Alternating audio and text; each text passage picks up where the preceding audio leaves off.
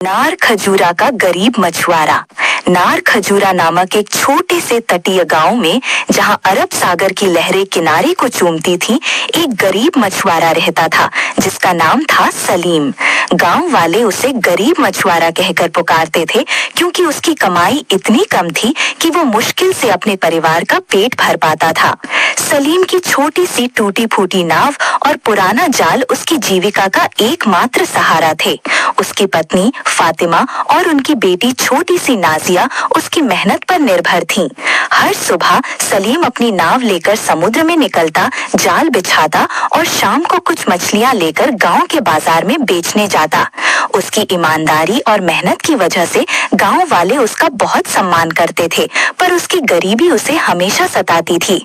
सेठ दामोदर की ज्यादती। उसी गांव में सेठ दामोदर नामक एक धनवान व्यापारी रहता था। सेठ का गांव के बाजार पर पूरा कब्जा था। वो मछुआरों से बाजार में जगह के लिए भारी शुल्क वसूलता और जो ना दे पाता उसे अपमानित करके भगा देता। सलीम, जो पहले ही 2 वक्त की रोटी के लिए तरसता था, सेठ के इस शुल्क को देने में असमर्थ था। सेठ उसे ताने मारता, सलीम, तुम्हारी मछलियां तो उतनी ही छोटी हैं जितने तुम्हारे सपने। शुल्क दो वरना बाजार से बाहर। सलीम चुपचाप सिर झुकाकर अपनी मछलियां बेचता, पर मन ही मन दुखी रहता। एक दिन सेठ ने शुल्क इतना बढ़ा दिया कि सलीम के लिए उसे देना नामुमकिन हो गया। जब सलीम ने कुछ छूट मांगी, सेठ ने ठहाका लगाया और बोला, अगर पैसे नहीं है तो अपनी नाव मुझे दे दो, वरना भूल जाओ कि तुम यहाँ मछली बेच पाओगे। नाव सलीम की जिंदगी भी, उसे खोना मतलब था अपने परिवार को भूखमरी की कगार पर लाना। सलीम की आंखों में आंसू आ गए, पर उसने हार नहीं मानी। समुद्र की रहस्यमयी मुलाकात। अगली सुबह सलीम उदास मन से समुद्र में गया। उसने अपना जाल डाला, पर उसका दिल भारी था। तभी जाल में एक अजीब सी हलचल हुई। सलीम ने जाल खींचा तो उसमें एक चमकती हुई सुनहरी मछली फंसी थी, जिसके रंग सूरज की किरणों की तरह चमक रहे थे। सलीम हैरान रह गया जब मछली ने बोलना शुरू किया। मैं जल परी, समुद्र की रानी हूँ, मछली ने कहा। मुझे आजाद कर दो सलीम, और मैं तुम्हारी एक इच्छा पूरी करूंगी। सलीम, जो हमेशा से दूसरों की भलाई में विश्वास रखता था, ने कहा, जल परी जी, मुझे कोई इच्छा नहीं चाहिए। आप आजाद जीव हैं, मैं आपको वापस समुद्र में छोड़ दूंगा। उसने मछली को सावधानी से जाल से निकाला और समुद्र में छोड़ दिया। जल परी ने चमकते हुए कहा, तुम्हारा दिल सोने जैसा है सलीम। जब भी तुम मुसीबत में हो, समुद्र किनारे मेरा नाम पुकारना, मैं तुम्हारी मदद करूंगी। सेठ का अत्याचार और सलीम का हौसला।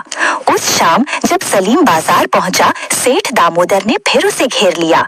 कहाँ है मेरा शुल्क सलीम, या अब तेरी नाव मेरी हो जाएगी। सलीम ने शांति से कहा, सेठ जी, मुझे 1 दिन का समय दीजिए। सेठ ने हंसते हुए कहा, ठीक है, 1 दिन। कल तक शुल्क न लाए तो तेरी नाव मेरी। सलीम रात भर सो ना सका। उसकी आंखों के सामने नाजिया और फातिमा का भूखा चेहरा नाच रहा था। अगली सुबह सलीम समुद्र किनारे गया और बोला, जल परी, मुझे आपकी मदद चाहिए।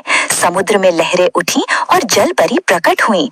सलीम ने सेठ के अत्याचार की कहानी सुनाई। जल परी ने मुस्कुराकर कहा, चिंता मत कर सलीम, आज अपनी नाव लेकर समुद्र में जाओ और मछलियां पकड़। तुम्हें कुछ ऐसा मिलेगा जो तुम्हारी जिंदगी बदल देगा। चमत्कार और सलीम की जीत। सलीम ने वैसा ही किया। उसने अपना जाल डाला और जब उसे खींचा तो उसमें एक बड़ा सा मोती था जो चांद की तरह चमक रहा था। सलीम की आंखें आश्चर्य से फैल गईं। उसने मोती को बाजार में लाकर दिखाया। गांव वाले हैरान रह गए।